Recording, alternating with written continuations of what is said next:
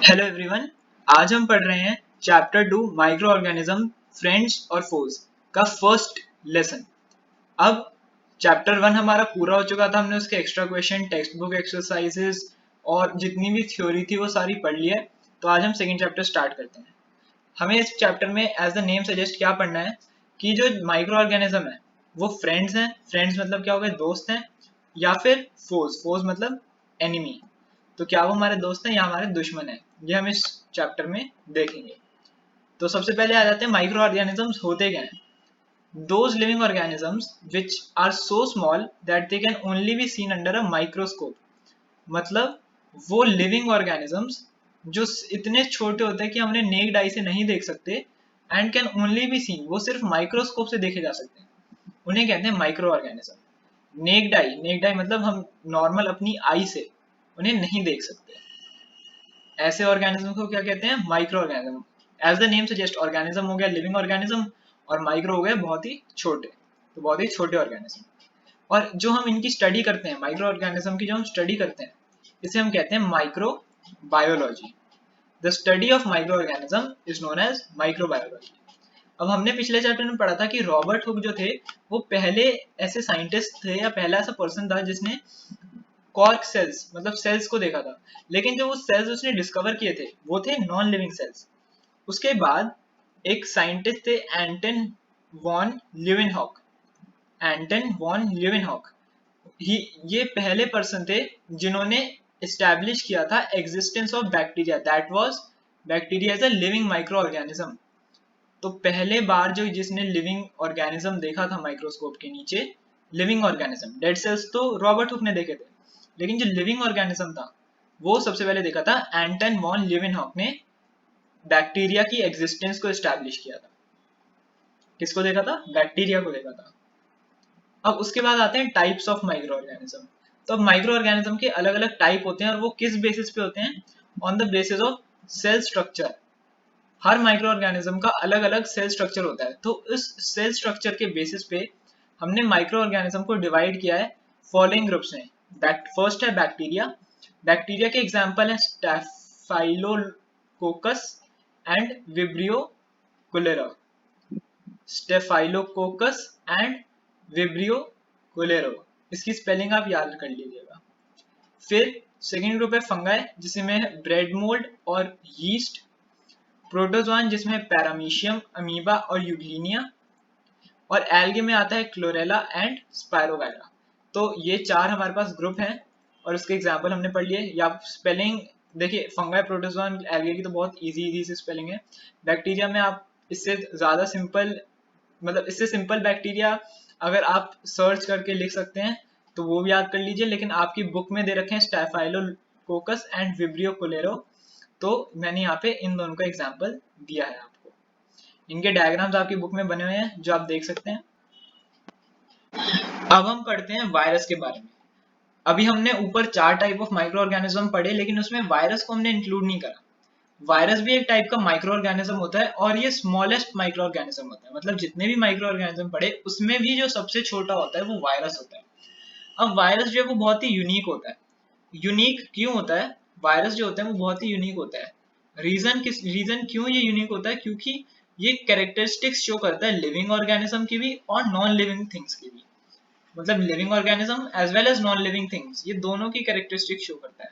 अब हम जैसे हम सारी चीजों को कैसे क्लासिफाई करते हैं, या तो वो लिविंग होती हैं या नॉन लिविंग होती हैं। तो अब वायरस दोनों कैरेक्टरिस्टिक्स कैसे शो कर रहा है अभी हम ये देखते हैं।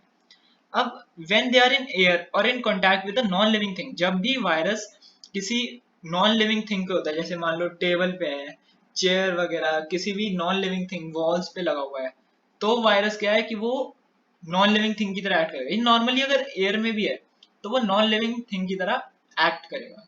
मतलब ना वो रिप्रोड्यूस करेगा, ना रिस्पायर करेगा, ना डाइजेशन करेगा, कुछ भी नहीं करेगा, कोई मूवमेंट नहीं होगी इसकी। एब्सोल्युटली नॉन लिविंग थिंग की तरह काम करेगा। और वो मतलब ऐसे नॉन लिविंग होगा कि जैसे हम सॉल्ट और शुगर को क्रिस्टल्स बना के उसे स्टोर करते हैं ना, जो हमारे घरों में चीनी और नमक होता है वो क्रिस्टल्स की फॉर्म में होता है। वो कैसे बनता है, इंडस्ट्रीज में क्रिस्टलाइजेशन एक प्रोसेस होता है, उससे बनता है।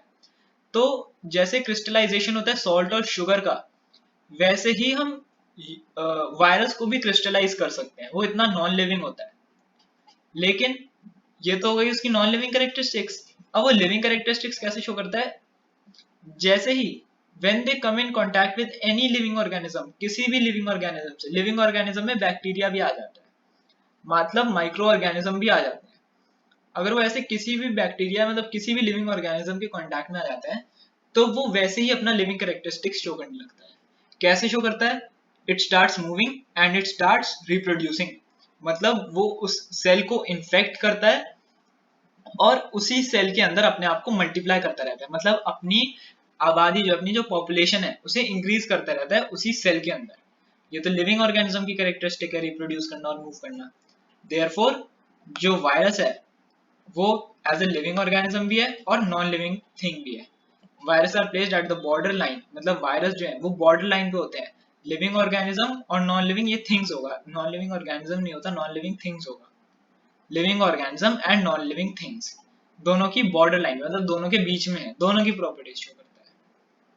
अब अगला टॉपिक है हमारे पास, where do micro organisms live? Micro organisms रहते कहाँ हैं?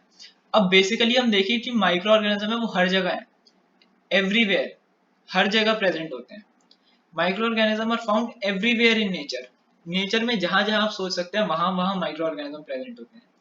वेरिएशन देखिए, आइस कोल्ड वाटर मतलब बर्फ जितना ठंडे पानी से लेके गर्म स्प्रिंग हॉट वाटर तक, ड्राई एरियाज से लेके मार्शी एरियाज तक, मतलब सूखे एरियाज में भी रहते हैं, गीले एरियाज में भी रहते हैं, ठंडे पानी में, गर्म पानी में, सॉइल के ऊपर या सॉइल के अंदर, ओशन के ऊपर, जो हमारे अर्थ के क्रस्ट के नीचे जो रॉक्स हैं उनपे, और इवन हाई इन एटमोसफेयर, मतलब ऊपर नीचे गर्म ठंडी हर जगह में, हर चीज में माइक्रो ऑर्गेनिजम्स प्रेजेंट होते हैं।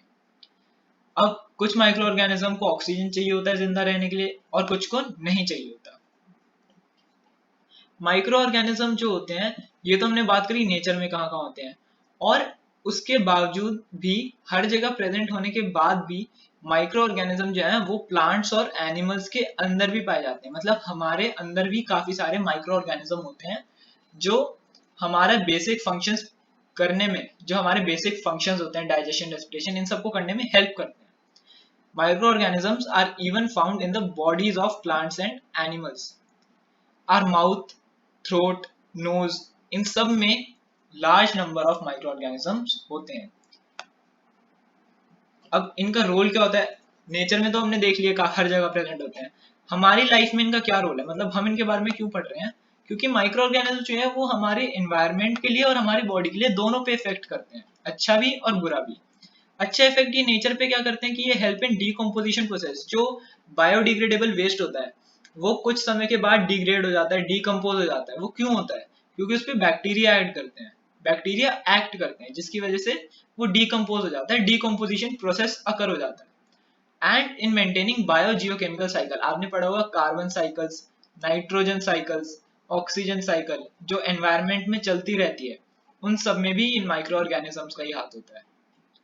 और मैनकाइंड के लिए मतलब हम सब के लिए they are useful in many ways as well as harmful, मतलब ये यूजफुल भी होते हैं हमारी बॉडी के अंदर और हार्मफुल भी होते हैं। बैक्टीरिया से अलग अलग बीमारी होती है, वायरस से इतनी बुरी बुरी बीमारियां होती हैं, और यूजफुल यूजेस भी होते हैं बैक्टीरिया के, हमारी बॉडी में बहुत यूजेस होते हैं। ह्यूमन बॉडी में large number of micro organism present होते हैं, मतलब लार्ज नंबर ऐसे नहीं 10,000 20,000, इससे भी कई ज्यादा, बहुत ज्यादा माइक्रो ऑर्गेनिज्म प्रेजेंट होते हैं। लेकिन कौन सी कंडीशन में? नॉर्मल कंडीशन में, अगर हमारा कभी बॉडी टेम्परेचर इंक्रीज हो जाता है तो वहां पे माइक्रोब्स का लेवल कम ज्यादा हो सकता है। नॉर्मल कंडीशंस पे माइक्रो ऑर्गेनिज्म जो है वो बहुत ज्यादा प्रेजेंट होते हैं। ये यूजुअली हार्मलेस होते हैं, मतलब जो हमारी बॉडी के अंदर जो नॉर्मली रहते हैं माइक्रो ऑर्गेनिजम्स वो हार्मलेस होते हैं, हमें कोई हार्म नहीं करते, और उनकी जो पॉपुलेशन है वो अंडर कंट्रोल रहती है। ऐसा नहीं है कि बहुत ज्यादा बढ़ गई या अचानक से बहुत ज्यादा कम हो गई। These microorganisms form an essential system in our body. ये एक बहुत ही essential सा सिस्टम बनाते हैं हमारी बॉडी में, जो हमारी बॉडी के लिए इंपॉर्टेंट होता है और हेल्प करता है अलग अलग लाइफ प्रोसेस को करने में। रेस्पिरेशन डाइजेशन में माइक्रो ऑर्गेनिज्म हेल्प करते हैं। अब ये चैप्टर जो है ये दो टॉपिक्स में बचा है।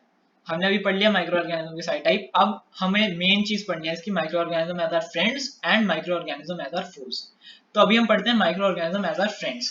इसमें मैंने अभी 2 पॉइंट्स इसके कवर किए हैं, इसके आगे और भी पॉइंट्स हैं वो हम नेक्स्ट वीडियो में देखेंगे। अभी पहले हम ये 2 पॉइंट्स देखते हैं। Microorganism as a friends में सबसे पहले आता है इसका फूड में यूज। फूड में इसका क्या क्या यूज होता है? कर्ड एंड चीज फॉर्मेशन।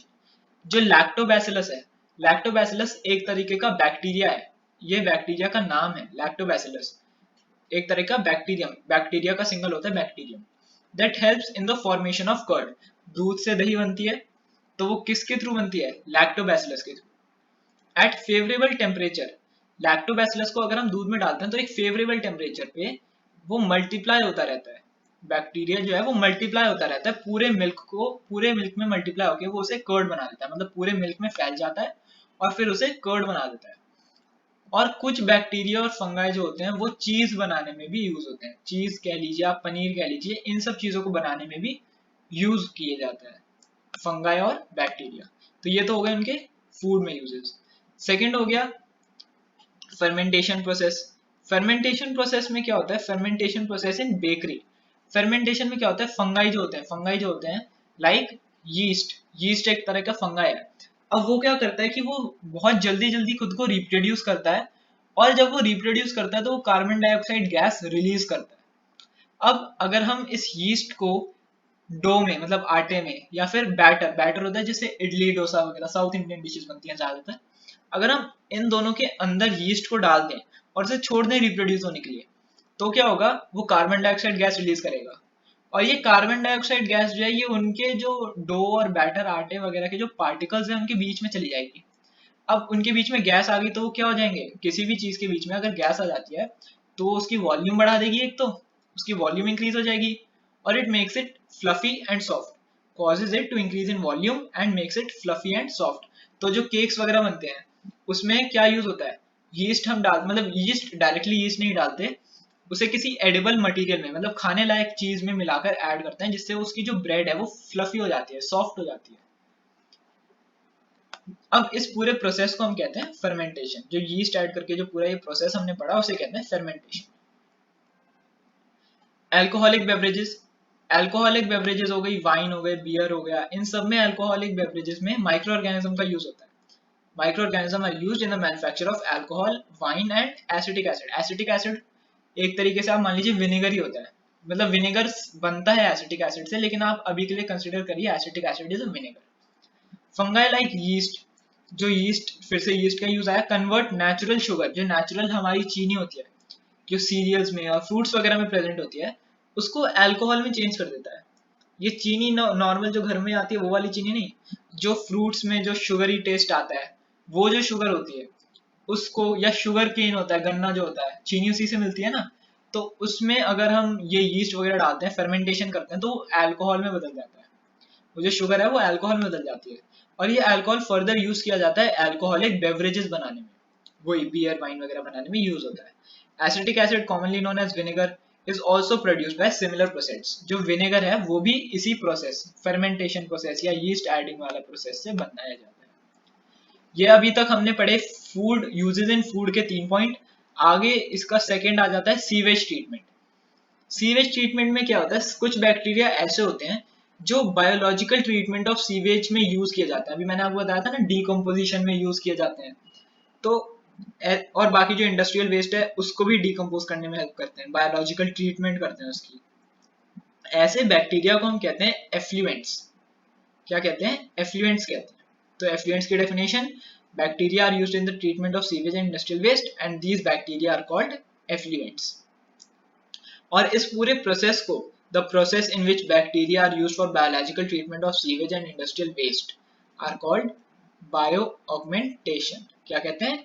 Bio augmentation. तो यहाँ पे हमने 2 पॉइंट्स पढ़ लिए कि हमारे लिए फ्रेंड्स क्यों हैं। नेक्स्ट वीडियो में हम इसके सारे पॉइंट्स कवर कर लेंगे, और फिर उससे नेक्स्ट क्लास में हम इसके सारे वो पॉइंट्स डिस्कस कर लेंगे जिसमें हमें ये हार्मफुल कैसे होता है, मतलब किस तरीके से हमारी बॉडी के लिए हार्मफुल होता है। उसके बाद फिर इसके भी हम टेक्स्ट बुक क्वेश्चंस और एक्स्ट्रा क्वेश्चंस करेंगे, फिर हमारा ये वाला चैप्टर भी कंप्लीट हो जाएगा।